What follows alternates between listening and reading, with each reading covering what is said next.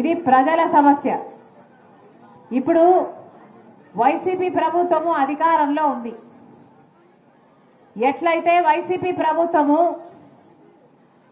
Liquor సర్కారు business చేసిందో ఇప్పటి నుండి ఈ లాయర్లు చెప్తున్న ఈ చట్టం అమల్లోకి వస్తే భూ కబ్జాలు కూడా సర్కారే చేస్తుంది.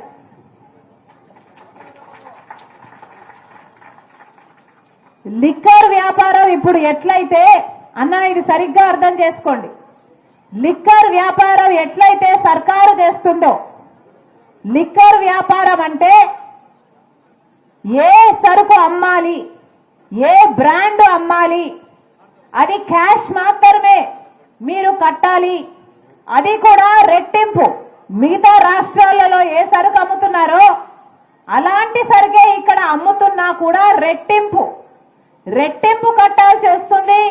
లిక్కర్ కొనాలి అంటే ఏ లిక్కర్ బ్రాండ్ కొనాలి అన్నది సర్కారే నిర్ణయిస్తుంది.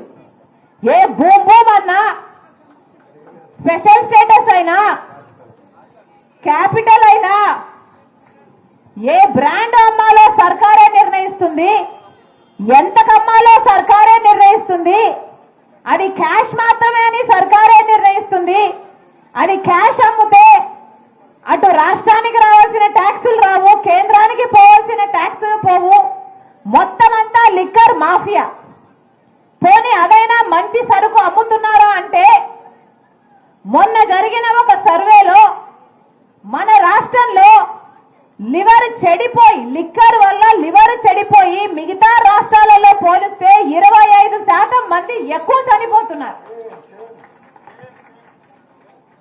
ఎట్లయితే లిక్కర్ వ్యాపారాన్ని మొత్తం కబ్జా చేసిందో సర్కారు, ఎట్లయితే లిక్కర్ వ్యాపారాన్ని తన గుప్పెట్లో పెట్టుకుందో వైసీపీ సర్కారు, ఇప్పుడు భూమిని కూడా, మీ భూమిని, మీ పొలాలను, మీ ఇళ్లను, ఆ భూమిని కూడా వాళ్ళ గుప్పిట్లో పెట్టుకునే ప్రయత్నం చేస్తుంది వైసీపీ సర్కార్. ఎట్లయితే లిక్కర్ ను సర్కారే నడుపుతుందో ఇక భూ కబ్జాలు కూడా సర్కారే చేస్తుందట. సర్కారు ఎవరినైతే అపాయింట్ చేస్తుందో, అంటే సర్కారు ఒక మనిషిని, వాళ్ళ మనిషిని అపాయింట్ చేస్తుందట. ఈ భూమికి సంబంధించిన అన్ని పర్మిషన్లు ఆ మనిషే ఇయ్యాలట. అంటే మీ భూమిని మీ పిల్లలకి రాయాలన్నా ఆ మనిషి పర్మిషన్ ఇయ్యాలట. మీ భూమి మీరు తాకట్టు పెట్టాలన్నా సర్కారు మనిషి పర్మిషన్ ఇయ్యాలట. అంటే మీ భూమి మీది కాదు, సర్కారు చేతుల్లోకి పోతుందన్నమాట. మరి అలాంటి సర్కారు మీకు అవసరమో లేదో, మీ భూమిని మీకు కాకుండా చేసే సర్కారు మీకు అవసరమో లేదో మీ చేతుల్లో ఉంది, మీ నిర్ణయం మీద ఆధారపడి ఉంది.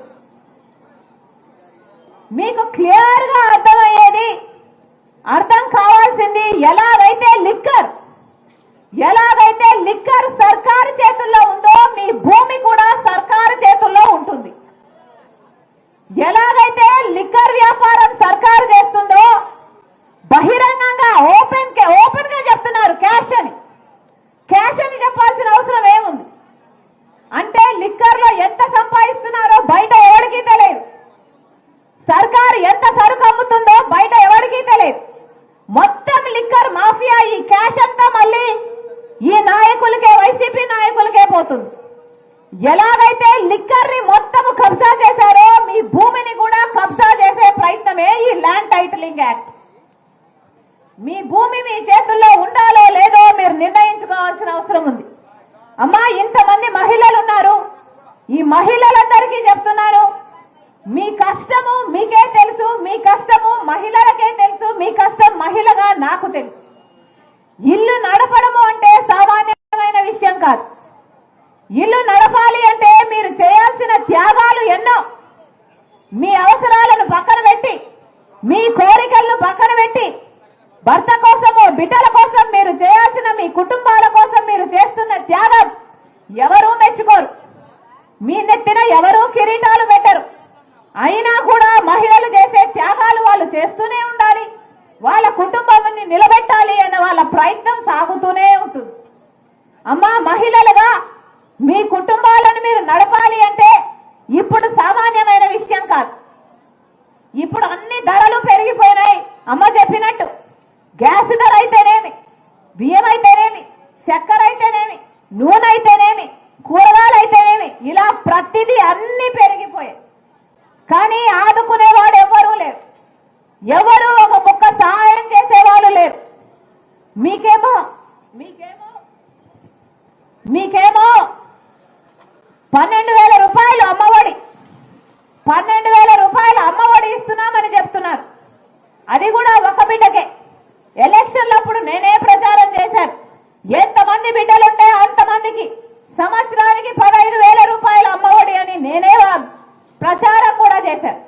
ఆ వాగ్దానం నిలబెట్టుకోలేదు జగనన్న గారు. ఇప్పుడు ఒక బిడ్డకు మాత్రమే ఇస్తున్నారు అమ్మఒడి. అది కూడా 12,000 ఇస్తున్నారు. ఆ 12,000 మీ ఖర్చులకు సరిపోతున్నాయా? మీ బిడ్డల ఫీజులకు సరిపోతున్నాయా? మీరు ఆలోచన చేసుకోవాలి. అంటే అంటే ఒక చేత్తో మట్టి చెప్పిస్తున్నారు, ఇంకో చేత్తో వెండి జబ్బు తీసుకుంటున్నారు. ఒక చేత్తో మీ దగ్గర 12,000 ఇస్తున్నారు, ఇంకో చేత్తో 24,000 రూపాయలు మీకు ఖర్చు అవుతుంది. మరి మీరు ఏం బాగుపడినట్టు? ఇప్పుడు ఫీజు రీంబర్స్మెంట్ కూడా లేదు. బిడ్డలు పెద్ద చదువులు చదవాలి అంటే కూలీ నాలీ చేసుకునో అప్పు సప్పు చేసో మీ బిడ్డలు చదివించాలి. చదివిన వాళ్ళకు ఉద్యోగాలు వస్తున్నాయా? ఏమా ఉద్యోగాలు వస్తున్నాయా? ప్రతి జనవరి 1న జగనన్న గారు జాబ్ క్యాలెండర్ విడుదల చేస్తాను అన్నారు. జాబ్ క్యాలెండర్ విడుదల చేయడం దేవుడు ఎరుగు. ఉన్న ఉద్యోగాలు కూడా ఓడిపోతున్నాయి. మెగా డిఎస్సి అన్నారు. మెగా డిఎస్సి అంటే ఆ రోజు చంద్రబాబు గారు 7,000 ఉద్యోగాలు ఇస్తుంటే హేళన చేశాడు జగనన్న గారు. నేను వస్తే మెగా డిఎస్సి ఇస్తా, 25,000 ఉద్యోగాలు ఇస్తారు మెగా డిఎస్సిలో అన్నాడు జగనన్న గారు. ఒక్క ఉద్యోగం కూడా భర్తీ చేయలేదు. ఈ రోజుకి 30,000 టీచర్ ఉద్యోగాలు ఖాళీగా ఉన్నాయి. ఇప్పుడు ఎలక్షన్లు వస్తే ఇప్పుడు గుర్తొచ్చిందా? ఇది మెగా డిఎస్సి ఇయ్యాల్సిన వీళ్ళు ఇప్పుడు ఒక దగా డిఎస్సి ఇచ్చారు. ఇప్పుడు కేవలం 6,000 ఉద్యోగాలు భర్తీ చేస్తారట. మరి ఇది ఎలక్షన్లు స్టంట్ కాకపోతే మరి ఏమిటి? మీ ఓట్ల కోసం కాకపోతే, మిమ్మల్ని మోసం చేయడం కాకపోతే ఇది ఏమిటో మీరు ఆలోచన చేసుకోవాలి. ఒక పక్కేమో ఖర్చులు ఎక్కువైపోయాయి, ఒక పక్కేమో బిడ్డలకు ఉద్యోగాలు లేవు. పోనీ ప్రైవేట్ గా చేసుకుందాము అంటే పరిశ్రమలు లేవు. మనకు స్పెషల్ స్టేటస్ రాలేదు కాబట్టి పెద్ద పరిశ్రమలు రావు. పెద్ద పరిశ్రమలు రాకపోతే బిడ్డలకు ఉద్యోగాలు రావు.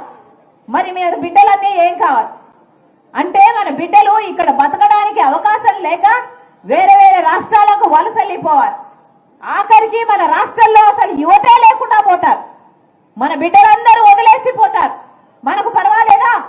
ఏమా పర్వాలేదా?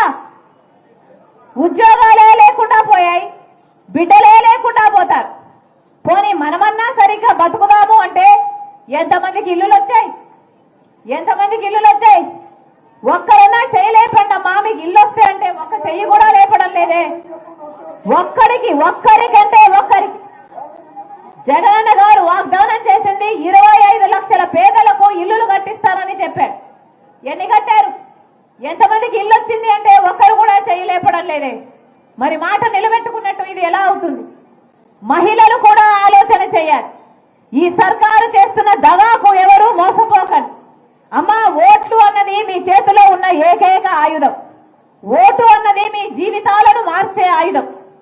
5 సంవత్సరాలకు ఒక్కసారి మాత్రమే ఈ ఆయుధం మీ చేతుల్లోకి వస్తుంది.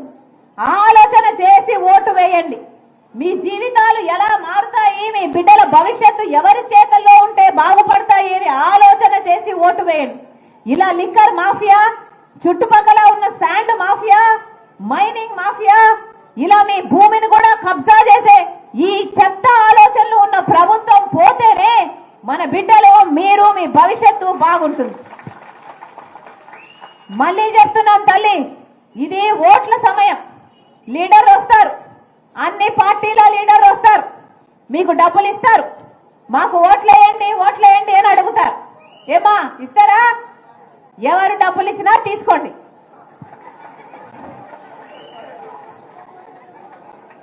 ఎవరు ఎన్ని డబ్బులు ఇస్తే అన్ని డబ్బులు తీసుకోండి.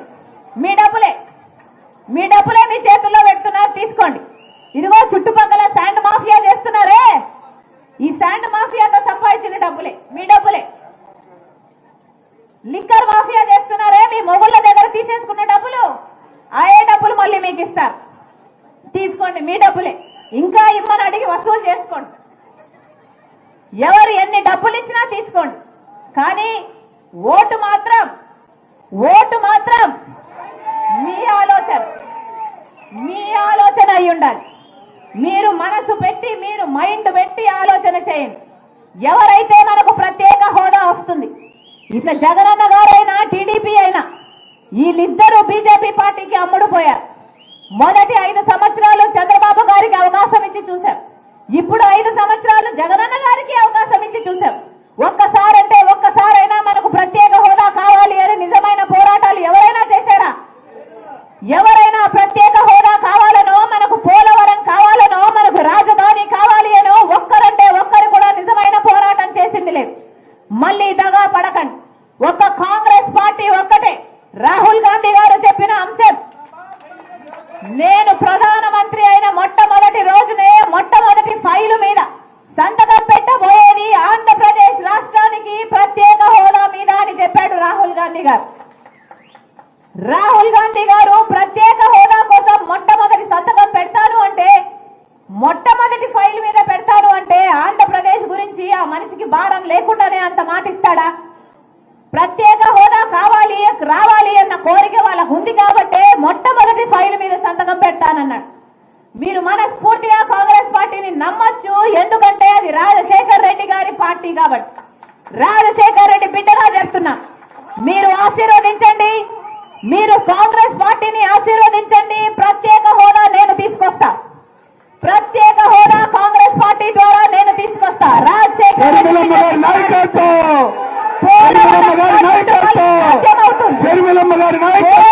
ప్రాజెక్టు మళ్ళీ సాధ్యం చేసుకోవాలి. పోలవరం ప్రాజెక్టుకు మళ్ళీ మనం నేషనల్ హోదా తెచ్చుకోవాలి.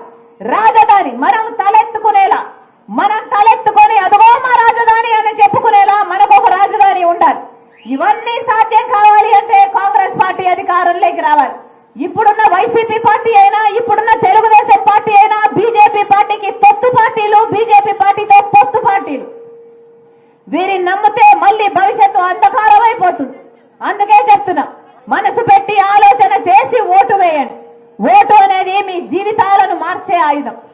మళ్ళొక్కసారి రాజశేఖర రెడ్డి బిడ్డ వస్తుంది అని, రాజశేఖర రెడ్డి బిడ్డను చూడాలి అని, వినాలి అని, ఆశీర్వదించాలని ఇంతమందిగా వచ్చారు.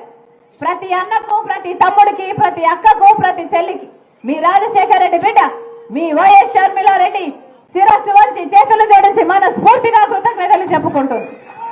జోహార్ వైఎస్ఆర్, రాహుల్ గాంధీ గారి నాయకత్వం వర్ధిల్లాలి.